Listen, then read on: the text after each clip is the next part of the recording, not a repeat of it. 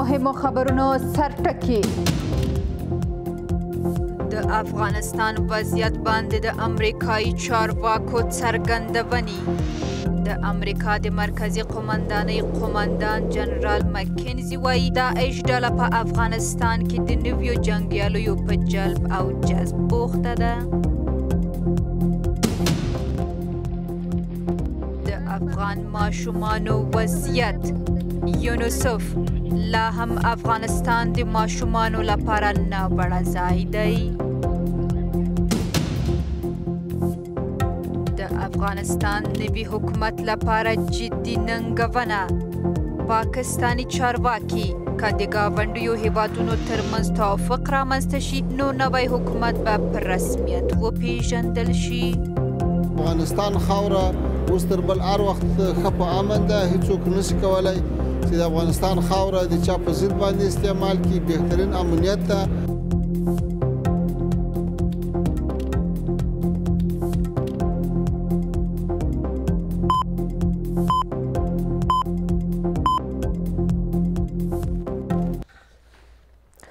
سلامونه، زه لیمه سپیڅلې یم. د هم بشپړ خبرونه.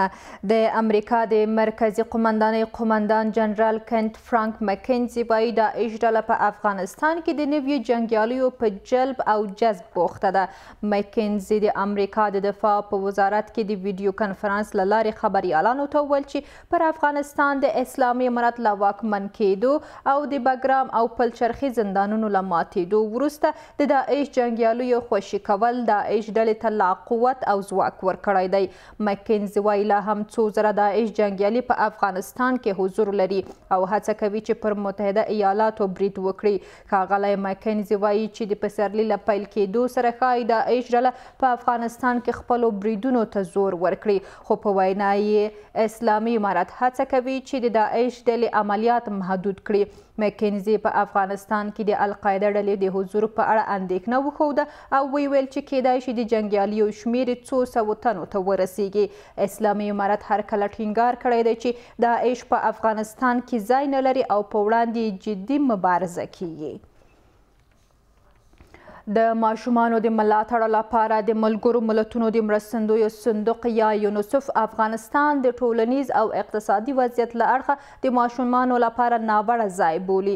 د افغانستان لپاره د یونیسف اداره د ارتباطاتو وکالت او د مدني مشارکت مشري سم مورت وویل لوږې، بېوزلۍ او اقتصادي رکود تر ډیره ماشومان اغیزمن کړي دي. میرمن مورت زیاتوي افغانستان د ماشومانو لپاره ناوړه ځای دی. د وزګر زیاتېدو او اقتصادي رکود ګڼې کورنۍ له بېوزلۍ سره لاس او ګریوان کړي. میندې او پلرونه له سختو انتخابونو سره مخامخ شوي. د 3 وختو خوړو شمیر په کمیدو دی. د خوړو اندازه په کمیدو ده او دغه خواړه د دوی د تغذیې اړتیاوې نشي پوره کولی. د حیرانۍ وړ نه ده چې ماشومان زیات کړیږي. یونیسف په خپل یو تازه راپور کې ویلي چې پر افغانستان د نوي تحول وروسته په سلو کې 82 افغانانو خپل عاید له لاسه ورکړی او خلک مجبور شوي چې په ماشومانو کار وکړي. یونیسف خبرداری ورکړی چې د کارګرو ماشومانو شمیر د بېوزلۍ له امله تر 1 میلیون اوښتی او دا شمیره په زیاتېدو ده.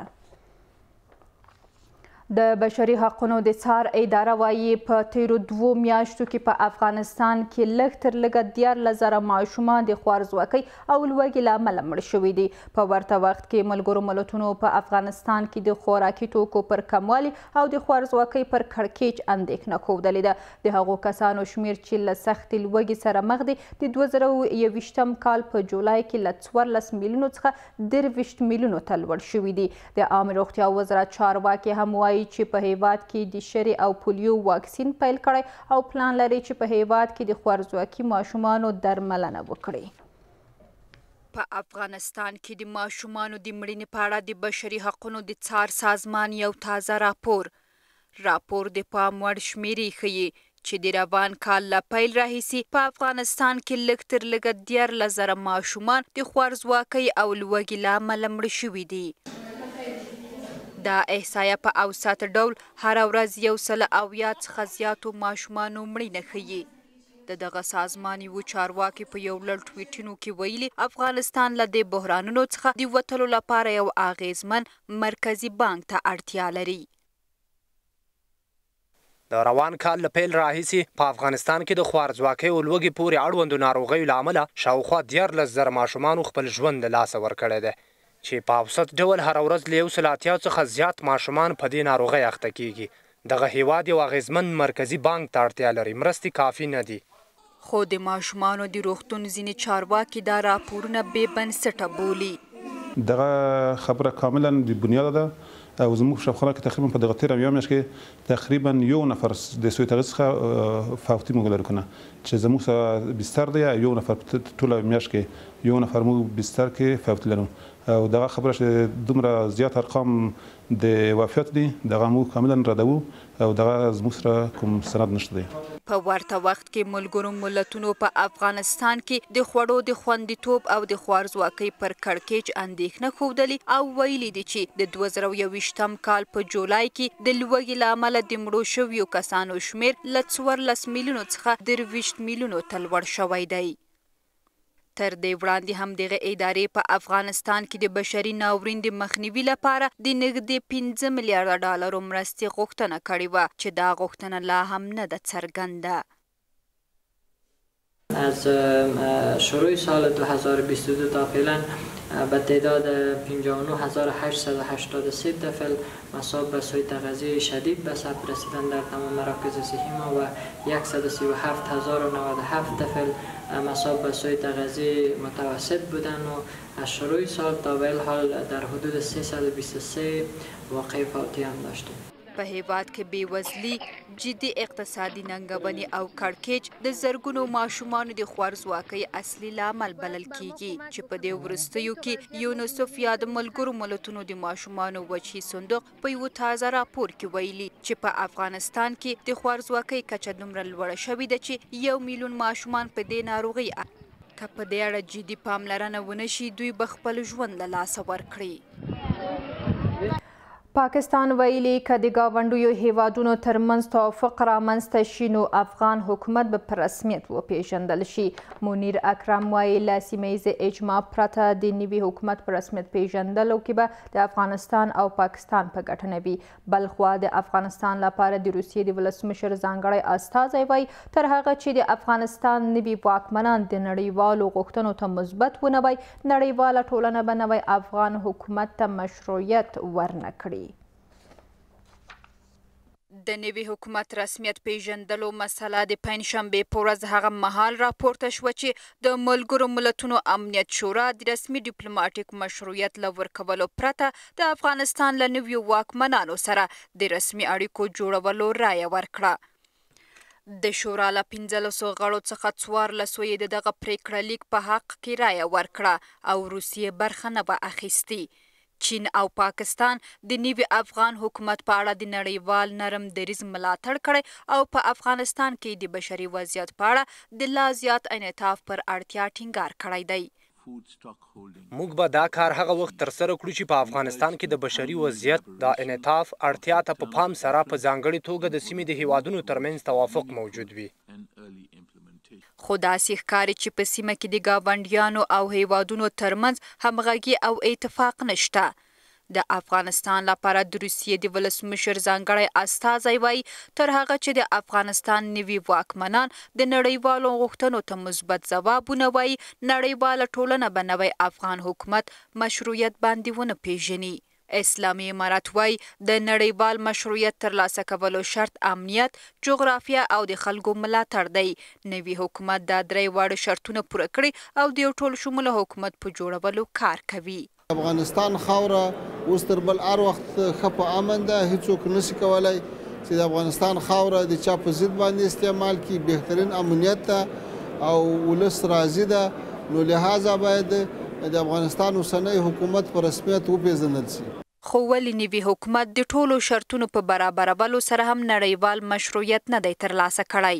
در واقع تحقق بخشیدن این برنامه ها و این پیشنهادها گام عملی بر ندارند هیچ اجماع منطقه‌ای و اجماع جهانی برای به رسمیت شناخته شدن گروه طالبان شکل نخواهد گرفت. د ټول ګډون حکومت جوړول د ښځو حقونو په ګډون بشري حقونو ته درناوی له ترهګرۍ سره مبارزه او د سیمې او نړۍ د ګاونډیو هیوادونو پر وړاندې د افغانستان له خاورې نه کار اخیستل هغه مسایل دي چې نړیوالې ټولنې ورته په پام کې نیولي دي د نوي افغان حکومت لپاره د شرط په توګه. د کونړ ولایت د شلتن ولسوالۍ یو شمیر اوسیدونکي وایي چې په دې ولسوالۍ کې له ګڼو ننګونو سره مخ دي او په تیرو 12 کلونو کې د ولسوالۍ ته هیڅ پاملرنه نه ده شوې.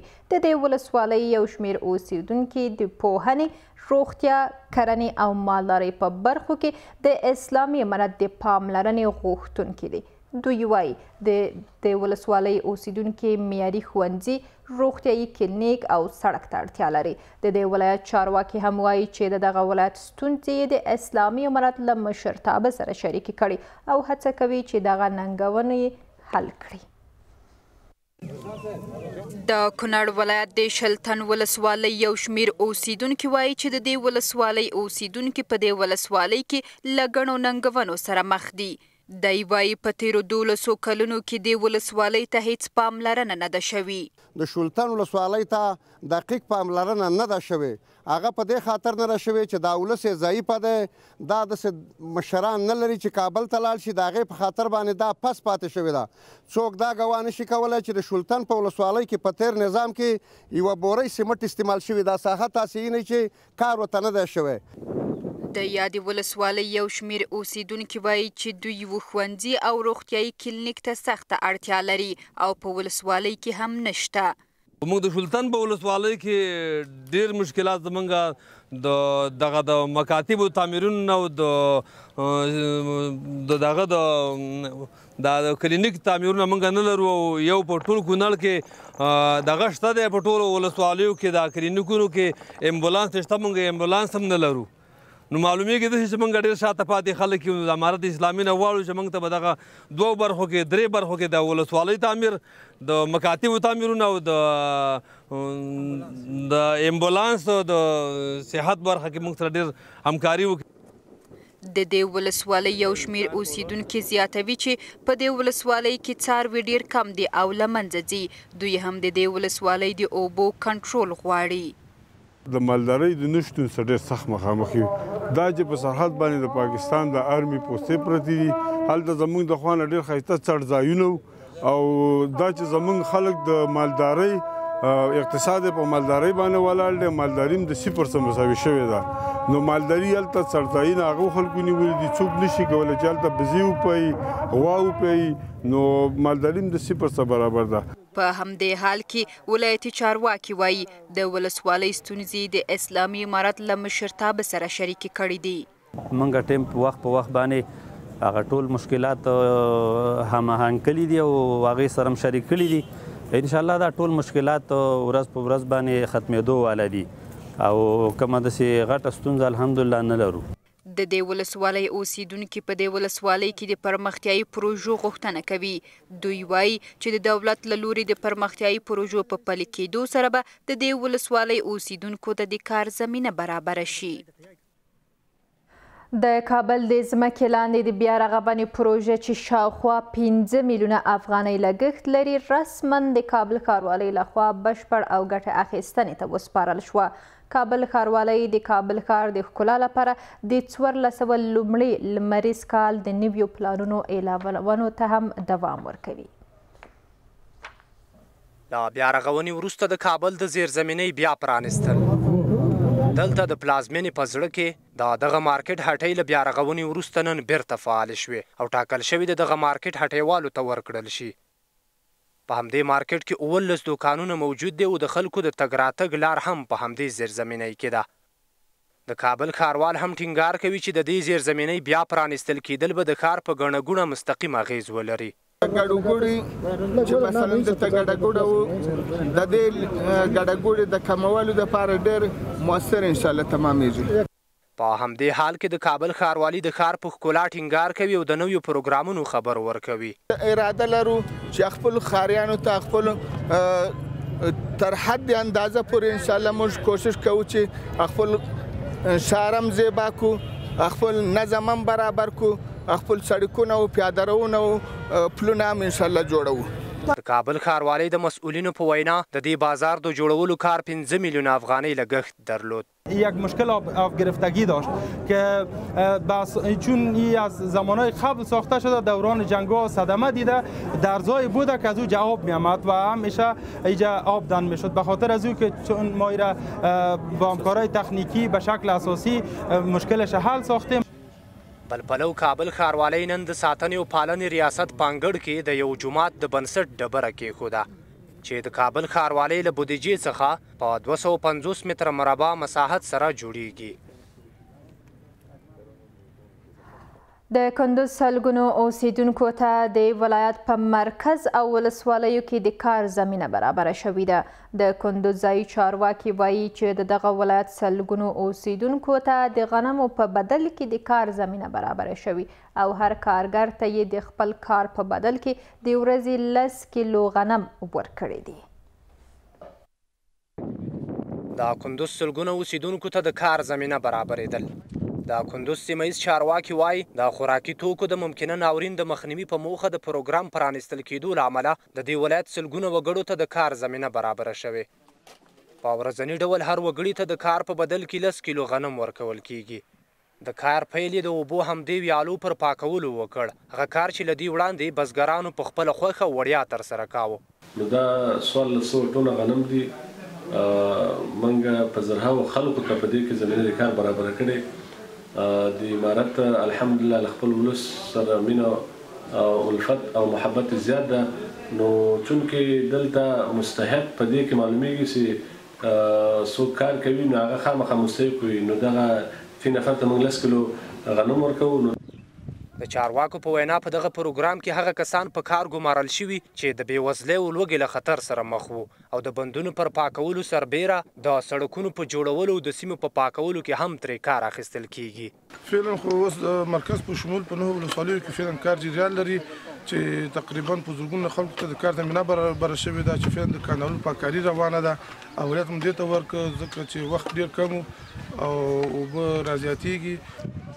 د کندوز اوسیدونکي له چارواکو غواړي چې د خلکو لپاره د کار لا ډیر شرایط برابر کړي. بسیار مدت‌ها به وقت این مردم در حالت فقر قرار داشت و بسیار زیاد مجبور به کار بودند. پیش کاریابی ما هر جا تلاش زیادی می‌کردیم. بسیار زیاد خوشحال هستیم از این امن و امنیت آرامی که فعلا کوچه‌های ما برای فعلا زیر کار گرفته شده و کانال‌های ما در کار برای فعلا پرداخته شده که این مردمی را که می‌بینید در اینجا با حدود 50 نفر فعلا سر کار کردیم. د غنمو په بدل کې د کار زمینه په داسې حال کې برابره شوي چې له دې وړاندې خلکو تل د کار له نشتون څخه شکایت درلود او په وار وار له دولت نه د کاري چاپیریال د رامنځته کولو غوښتنه کوله. له هیواده بهر هم دا چې د اوکراین ولسمشر ولادیمیر زلنسکي وایي د ماریوپول ښار محاصره به د روسیې د پوځ د جنایت په خاطر په تاریخ کې ثبت شي.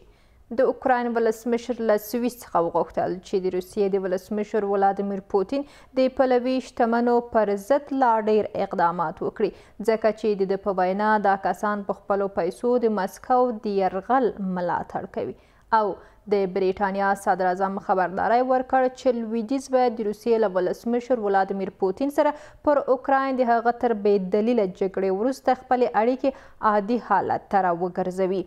د آذربایجان د لانجمنې سیمې ننګرونه قرهباغ د شوش ښار په تابع شویو مراسمو کې د ملګرو ملتونو د ځینو چارواکو د ګډون له کبله ارمنستان له دغه سازمان غوښتنه وکړه چې د ننګرونه قرهباغ په لانجه کې خپل بېپریتوب وساتي. د دې ټولو ترڅنګ د چین روغتیایي چارواکو په کرونا وایروس د یوه تن د مړینې خبر تایید کړ.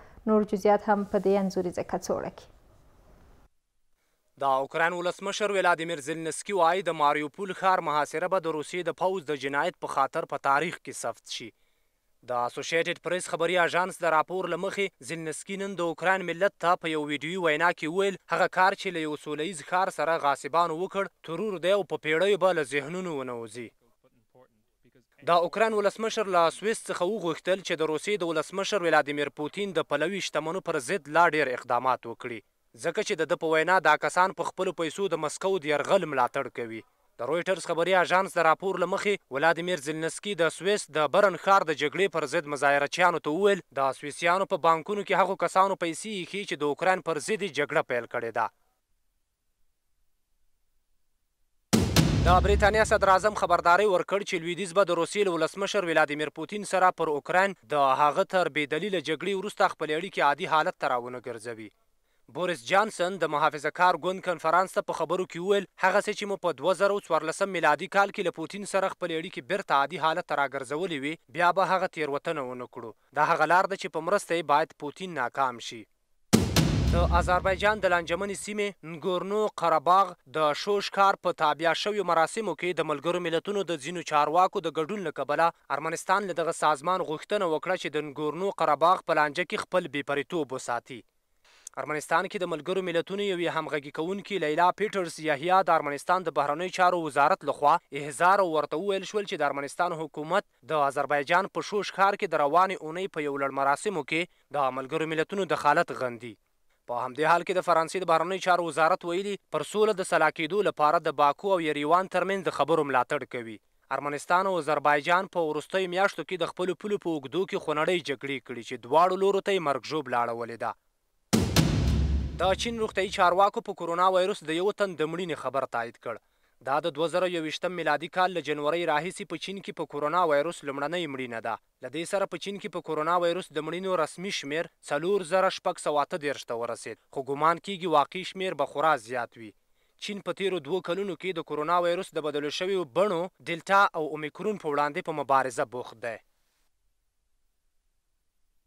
او د ورزش په ډګر کې هم دا چې په ایران کې د افغانستان د فوټسال ملي لوبډلې د چمتووالي له غونډې او روزنیز کمپ څخه د پنکریشن د سیالیو پای د نیمروز ټیم د اتلولۍ سره د اسپانیا لالیګا فوټبال سیالیو په دې اونۍ لوبو کې هم په زړه پورې خبرونه لرو چې زما همکار به په دې انځوریزه کڅوړه کې تاسو ته وړاندې کړي. د افغانستان د فوټسال ملي لوبډلې په تمریناتي لوبه کې د ایران د شیراز غوره لیګ لوبډلې ته ماتې ورکړه.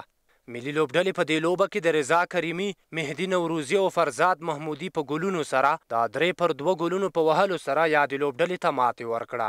تا یک شنبه اردومون در شیراز هستش و از یک شنبه میریم تهران. امیدواریم که ان شاءالله بتونیم با تیم ملی ایران هم در تهران بازی دوستانه رو داشته باشیم و به شما از روند روبروش تیمون فوق العاده خوب بوده. ټاکل شوې د افغانستان د فوټسال ملي لوبډله د اپریل له لومړۍ نیټې څخه تر 15مې نیټې پورې د آسیایي جام لپاره د غوراوي سیالیو کې ګډون وکړي. د هیواد د فوټبال لوبډله به په دویم ګروپ کې د تاجکستان، ازبکستان او نیپال له لوبډلو سره سیالي وکړي. کم کم این نقاط ضعف هم که داریم ان شاءالله درست بشه و با آمادگی کامل مسابقات بریم. شرایط اردو شرایط خیلی خوبه. ما مثلا چند روزی مشهد اردو داشتیم، آمدیم حالا شیراز اردو یک هفته‌ای زدیم، ان شاءالله که بتونیم هر چی آماده‌تر برای مسابقات بریم. دغه تمریناتي کمپ او د چمتووالي لوبې دغو سیالیو ته د چمتووالي په موخه په لار اچول شوي. د جنوب لویدیځ زون د پانکریشن سیالۍ د 5 ولایتونو په شمول سره د نیمروز لوبډلې په بریا سره پای ته ورسېدې. په دغو سیالیو کې زابل 2 او پکتیا 3 مقام خپل کړ. د کابل، کندهار، زابل او پکتیا ولایتونو 50 لوبغاړو په 2 برخو کې یو بل سره سیالۍ وکړې. دغه سیالۍ د نیمروز ولایت په کوربتوب ترسره شوې. د اسپانیا د لالیګا د فوټبال سیالیو د 29مې اونۍ لوبې تېره شپه له یوې لوبې سره ترسره شوې. اتلتیکو بیلباو د خطافه سره د 1-1 مساوي له امله د دوی په کور لوبغالي کې ودرول شو. د دې اونۍ لوبو په دوام کې نن شپه د اتلتیکو مادرید رایو وایوکانو په مخ کې لري. د لیګ په درجه بندۍ کې ریال مادرید د 6 نمرو په لرلو سره په سر کې ده. د انګلستان غوره لیګ د 13مې اونۍ سیالۍ هم په یوې لوبې سره پیل شوې. لیډز یونایټډ ولفرهمپټون ته 3-2 ماته ورکړه. په دې بریا سره لیډز یونایټډ 29 نمرې ترلاسه کړې او د لیګ په 14م ځای کې ده. د دې اونۍ د لوبو په دوام کې به نن شپه یوه لوبه ترسره شي چې ارسنال له کور څخه د باندې استون ویلا په مخ کې لري. د لیګ په درجه بندۍ کې مانچسټر سیټي د 70 نمرو په لرلو سره مخکښ دی.